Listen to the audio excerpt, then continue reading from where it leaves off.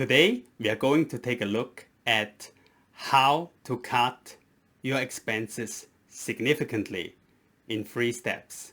Hello and welcome.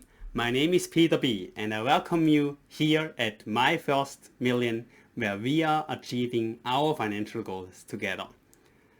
So 3 simple steps. That's the goal of this meeting. And the result should be that you will be able to significantly cut back your expenses. So, step number 1. Let me switch over to my beautiful whiteboard. Step number 1. Classify your expenses into a discretionary bucket and a necessary bucket. So, whatever you're paying, but whenever you have a money outflow, think about, is this really a necessity or that you really need it? Do you really need this expense? So it's something really necessary for you? Or is it a discretionary? Is it something maybe that's a nice to have? I think that's a good way to put it. A discretionary is a nice to have. It makes maybe your life happier or a little bit easier, or it brings you some joy, but you don't really need it.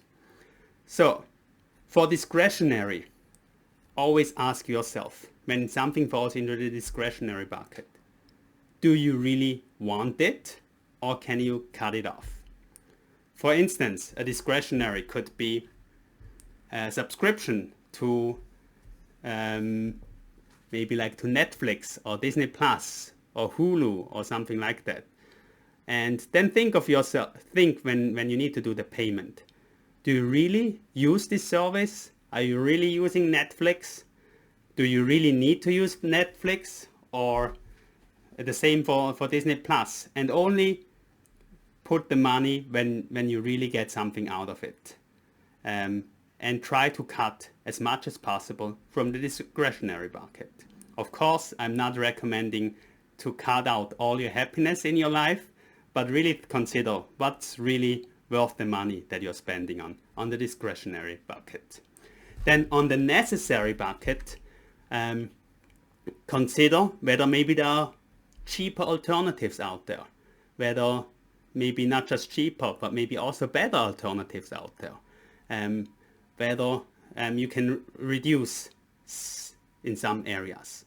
So it could be like for transportation, you bought a car, but actually you mainly use the car just for shopping and maybe drive to work.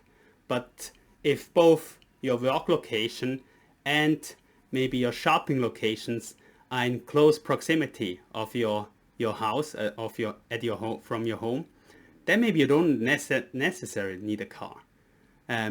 Or maybe you need a car, but maybe it doesn't need to be the nicest model that you're buying. So for necessary things, just think about, do you really need that much, or can you go for a cheaper alternative, which also does the job similarly well, like your first choice or your current choice. So this is step number 1, how you can be reducing your expenses significantly. Then, going over, let me scroll down here. Step number 2, focus on the big 3. So focus on the big 3. There are generally 3 areas which people usually spend the most on. One is housing, one is transportation, one is food. So these are the so-called the big 3. Usually the changes here cannot have a quick impact, but usually but you can do changes within a few months or maybe 1 year time period. But for the big 3, just re-evaluate your current situation, whether what you're doing now is really ideal for your life, for your current situation where you're in, and also financially, of course, also as a consideration always. So, for instance, housing.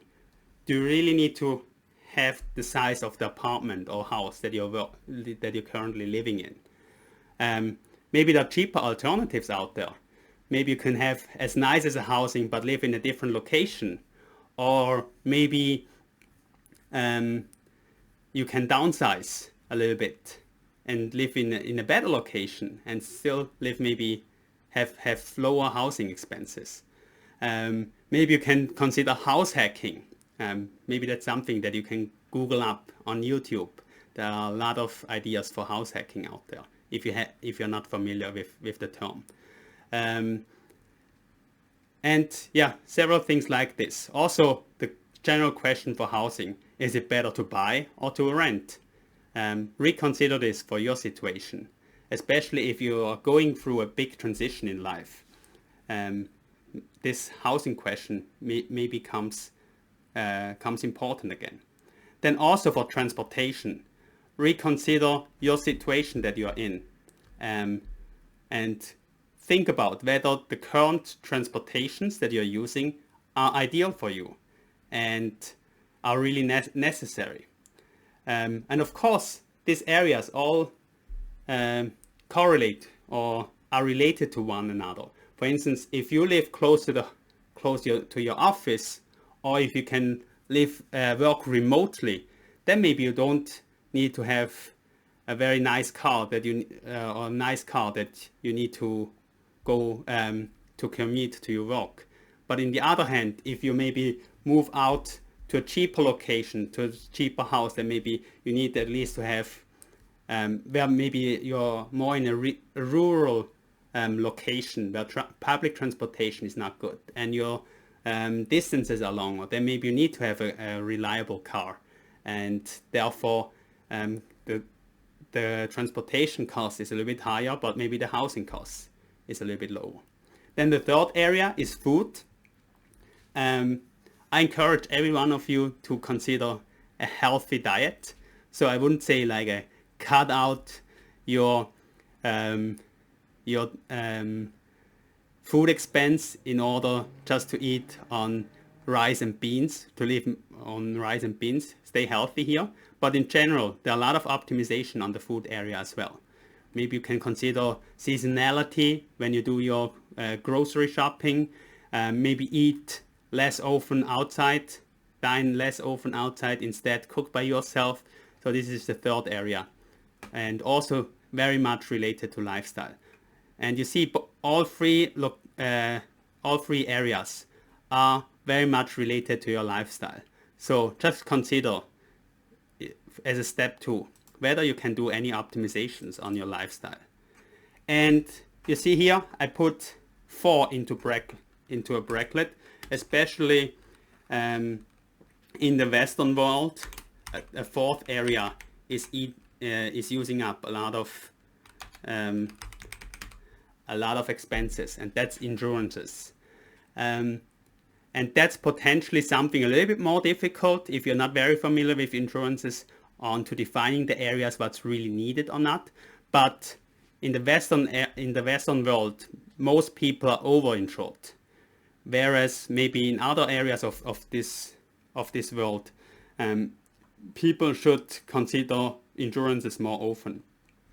In general, I think there are 2 big areas where you can cut back in insurances.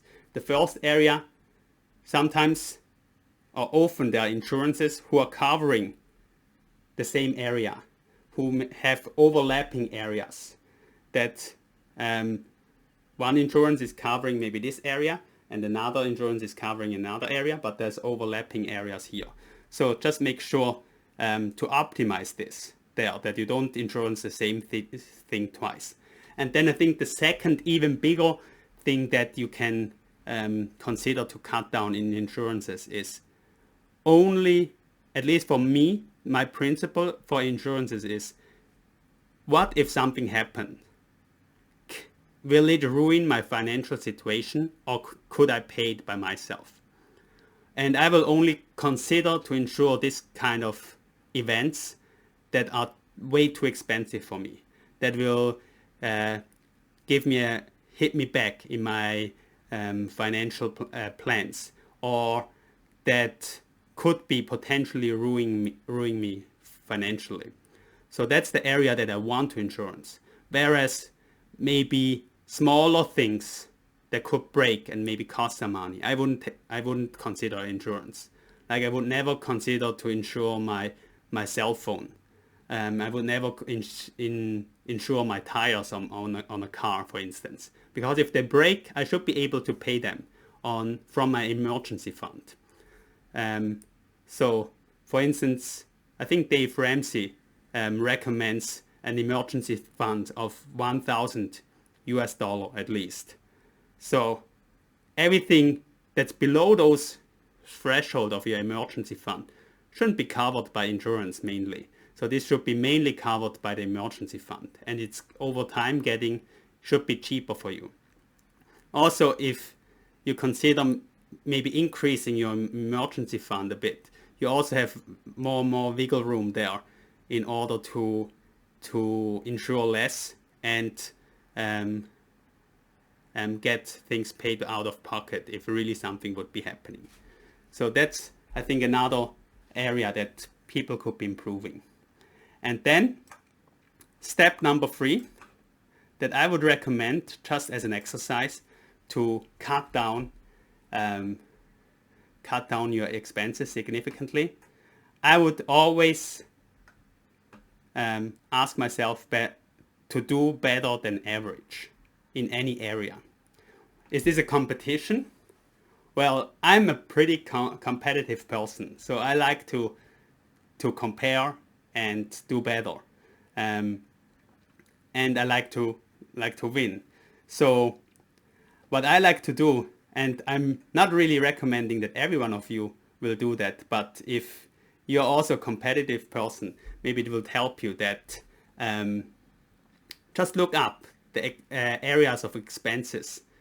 There are like statistics out there, how much people spend on food as a percentage of their salary, how much people are spending on clothing, for instance, how much they're spending on transportation. It could be bigger areas and smaller areas.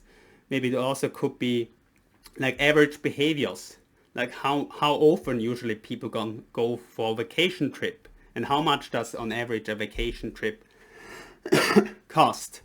And for me, I like to take these kind of references, and then I try to do better in those areas. So if, for instance, transportation should be between 10 and 15% of my salary, I will try to be less than 10%, or even significantly less than 10%. If maybe people will go on vacation once per year, I would maybe go a little bit less often, maybe once per 2 years should be enough. And if people like to spend a certain amount on vacation, I will try to spend less. Is it a competition? Not really, but for me somehow I like to play games. So it's sort of a game to play. And especially I think where the big lever comes in here is if you do better than average, even only a little bit in each area, you will be doing much better than average as a total sum. So if you pick every area and at least try to do a little bit better in each area, then you will be doing much better as a combined total. For those people who are a little bit less competitive, or maybe don't like to do research, for step 3, I would maybe also recommend just to reconsider which areas am I splurging at? Where am I spending more than the usual person that is around? And I wouldn't recommend just to cut everything off that you're splurging at, but just take a reconsideration. Does this splurging make you happy? Does this expense make you happy? Brings you some positive effect into your life? So if not, then potentially that's an area that you can reduce your expenses. However, if it brings you a better feeling, of course, you can still reconsider not to cut back. Or maybe you go for cheaper alternative, but still have this which can generate a similar feeling for you. So then these are the 3 steps, but then I have a bonus tip for everyone. And I deliberately put those in the end because people usually don't like to do it because they will generate work. But what really helps to cut down your expenses is first start to track your expenses, because this will give you a feeling how much on what area you're really spending your money on. And this will also improve your sense of having a better feeling of where your money goes to. And then as a second step, once you know where the expense is going, you can also further plan ahead and make a budget. And with the budget, you can also try to have a more steady outflow of money and more controlled way of your expenses. And this is not just for cutting down your expenses then as much as possible, but also having maybe some budget for happiness in life, for like as mentioned before, like for splurging on certain things that you still want to experience or get in your life. To sum it up, for me, these three exercises help me a lot to just keep my expenses under control. What are areas that you can take into consideration to cut back or do better? Which of the three steps do you already do well, and which one can you improve? Or maybe do you have other ideas of how people can take better control on their expense? Please write your thoughts in the comment and share it with us. I'm very happy to hear from other people's idea, and also so we can learn together.